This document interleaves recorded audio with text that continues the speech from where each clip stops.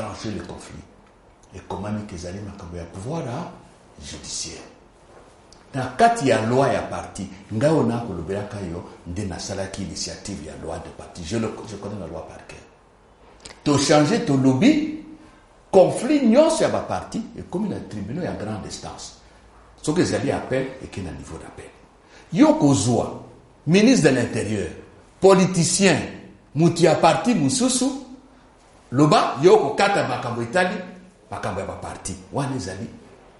Mais on est à désordre, ils sont à 4 comment désordre opposition. Mais il y a un de Moutousiko et ça, le paie sa carte blanche. Non. N'a pas décision, non. Maman Sonage. Gouvernement. L'État. Pourtant, la justice. Et comme ça, on magistrat à moto, il y a parti son rôle. Non, mais il faut respecter la Constitution et la loi. L'État.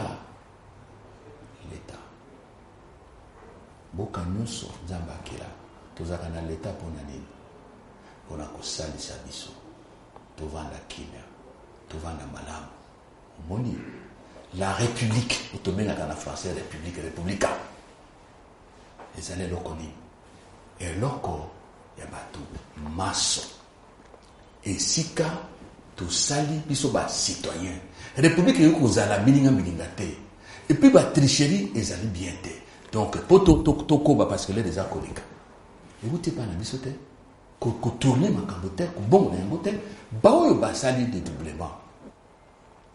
Et si il faut tourner. Tala, nazaka admiré mingi. La moku c'est pour ma solo comme Nasuka. Ndeko nani ministre Lohaka. Il y a cela qui est MLC libéral. Mais à Moni, à solo, à sali parti naïe. Donc, il ne faut pas encourager ça. Et là, comme sous, bon, ya kofuta. Outrobaka, frais à candidature, caution, et mati. Ce qu'on a dit dans dollars, j'ai dit niveau moko 500, parce que comme 800 000, tout ça qui n'a 500 000 et comme 800 000. Ngai, il y a un responsable politique, hein, mais au colbaté que les amabé, mais c'est la mabé yango. Et comme ils sont moto na katia liste, c'est ngeli a futa. Bon, on participe bien. Tout ça qu'on fout par liste, si on a 10 personnes, 800 fois 10. Mais là, quand il y a ma vie, salaire équité.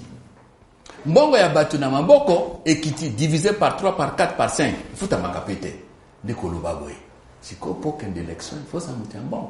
Et comme le cas de suffrage, élection, censitaire, il faut a droit. Les uns de Kala. Kaka batu un bon. Bon,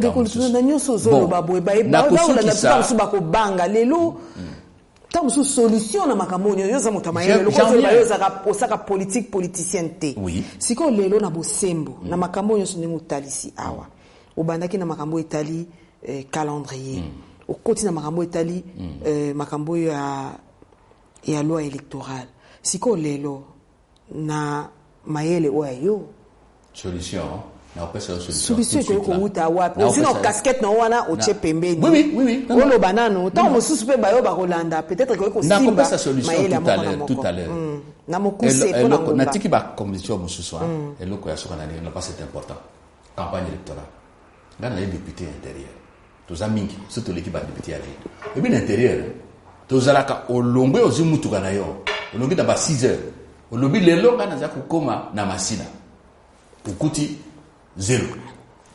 Pont et c'est Boukano. Mboule beti. Bovanditi Masina, au lieu comme à 16h, ou comme à 18h.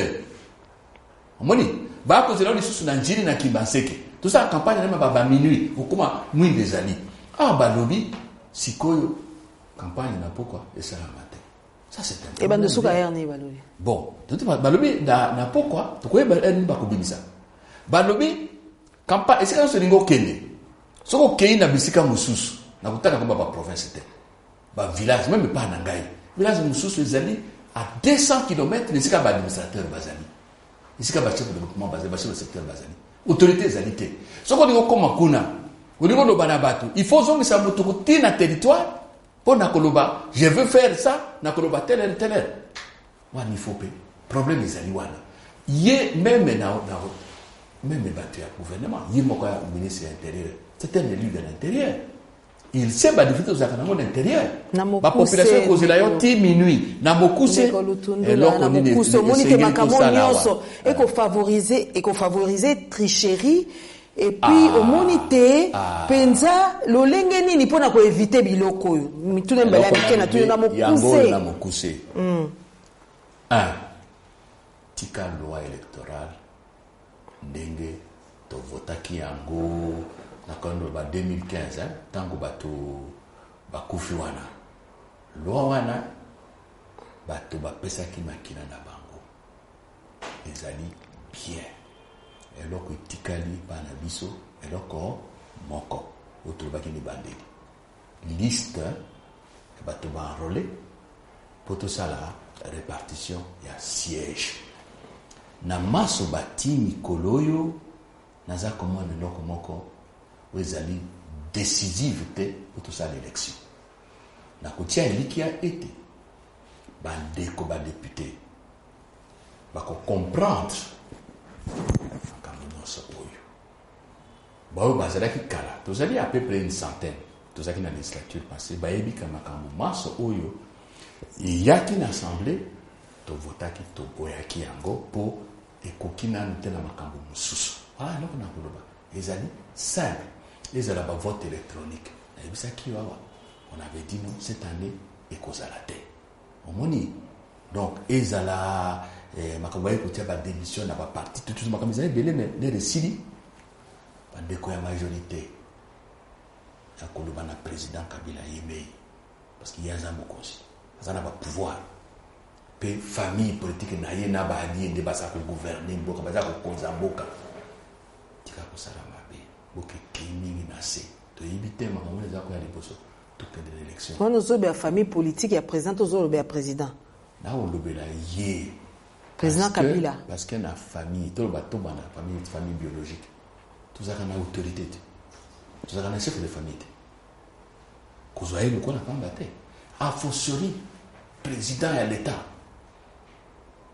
maso eza na maboko na ye non seulement bapouvoir ezali mais ya bosolo mpenza bato na ye nde baza kokonza mboka babengaka ye nini autorité morale te eza bongo te commandant ya président atala bato na ye bakotia ye na erreur c'est ça nde likambo ngoloba ngalobaka bongo te pamba te mama Solange nazalaki conseiller nasali mosala ya conseiller na bacabinet na basecrétaire parce que na basecrétaire de cabinet nasali 10 ans nazalaki mpe na baconseiller maso mokonzi esalaka ezalaka d'abord son équation personnelle ki moto na ye eloko nini alingi conseiller moko te akosala eloko oyo ayebi ke président alingi yango te conseiller akosala mosala soki ayebi ke nalobi na mokonzi awa eza mabe akobenga na ngai te donc mokonzi nde apesaka tempo moto baka na français mokonzi nde azwaka décision ya suka conclure kasi awa ozointerpeller nani conclure donc ya liboso il n'est jamais trop tard pour bien faire nyonso ezali na maboko ya Joseph Kabila soki sa pasi eleki ekoleka epe yo kolekela yo ya mibale population so toza bato te moto akokosa te azali opposant donc aza na beba te caractère nyonso tout droit te mboka nyonso eza mbakela mokonzi nde peuple soki mabe eza kosalema c'est parce que bolingi tozala ndenge wana il faut kopesa sanction na rassemblement toloba boye mpe na G7 eleki ndelo faut tokende na élection solution kaka moko élection tokokende élection pamba te bacalendrier wana ezali ekobonga mais kokanisa te ke calendrier ebimi élection ezali nauti koexplike yango ata oloba na bato il faut koloba il faut manifester manifestation toloba mobulu te na koloba mobulu te to en démocratie tanga na constitution article 64 tanga na constitution liberté d'association article tous les alinéas sont là débat monsieur tokosala na yo parce qu'effectivement il faut tout expliquer les alinéas bi bale wana ba lo beloko ezako lo beloko moko il n'y a pas de différence il n'y a pas de contradiction donc toza koloba na ba congolais mundele tikaye tokosola na bango bakosala ko balingi kosala ça dépend na intérêt na bango pe na koloba na moya no soko tout bango bazala kate tebite ni bango bele yanki suka na tiki chapitre 1 lolo bana ba congolais to sengi il faut tellement le kola ba épiscope balobi congolais tellement to baka debout congolais to zako programmer marche pacifique les 30 na lobi bien pacifique mobule zako kota biso to lobi le 28 bango ba lobi to le 28 ba association kiliki tikala le 28 to comme les 30 ba ye muto ya koya na mobulu dénoncer ye bon vigilance. Après bino mo bomba na botiki bana batnanzela ba kei kuna bakuta na ba kokuta na nango biso ne masolo esili le 19 tango bana ba boma me na banda ebi ke ngana zalaki dionga zalaki c'est banda na wana école ya Sévigné sona presque na miso na ngai na batami na terrasse na monyo batami na terrasse c'est-à-dire que ba ye mouvement to pazali kana kwe na terrasse. C'était sous mes yeux. Bah, les Nations Unies, ngana kenda ko benga bango. Fayu lo bona kité. Ngana leke ba kité. Nani Félix. Bah image les amis, ko ba bongo te. Donc pression, il faut ezala. So que ezalité to ko zo élection te. To passe ko kenda ka passe na passe. Tikama ka ba ko banka. Pouvoir le calendrier c'est que l'élection ko zala. Dictature de ko banga biso peuple la banga pouvoir te. Na soki siwana. Merci mingi na éviter nzamba kusali sabiso bonne année masolo ampifo ici la raté to kosonga sika wana bonne année te masolo ko koba to bandi lelo ezali tozo yo na ba occasion mosusu lelo nde tozo na masolo ampifo kasi to kobenga yo lisundongo lobi ko ya ko expliquer makamba ba loi oya ko lobango po ba loi pe e ko sala bato mo mbilinga metan ba makamba ba article peut-être ba article 64 ba bité alinéa boye lobi boye alinéa mosusu pe e susu ko baksali ka mosusu kasi lokwa yo za moto penza ya mobeko ya mayele to kobenga yo lisusu po ya ko expliquer masolo na biso ya pokwa lelo esili ndeko ange kuna akotianga obeboye alobi ngonga penza eleki kasi bandeko to yambaki pona bino honorable député national Christophe Lutundula ayaki lelo oyo pe azali cofondateur ya G7 lingomba oyo esangisi bango nyonso na ndeko Moïse Katumbi Bolandi maloba na ye apesi makanisi na ye makambo matali calendrier électoral apesi pe makanisi na ye makambo matali loi électorale apesi pe makanisi na ye na oyo etali penza etamboli na bango na kati ya G7 pona biso tuna mituna masolo na biso apoka lelo esuki a bokolanda yango na antenne bokolanda yango pe na CMBDJ kone pa yo maman Sylvie azali poete bino bon santu bozali wana botika kabiso te bolanda kabiso ezali ko pesa biso makasi kimia boboto na mabota na bino ngonga kozala kimia yango yo boko yo ongo ekolo to bitila katolo yo sakisala pona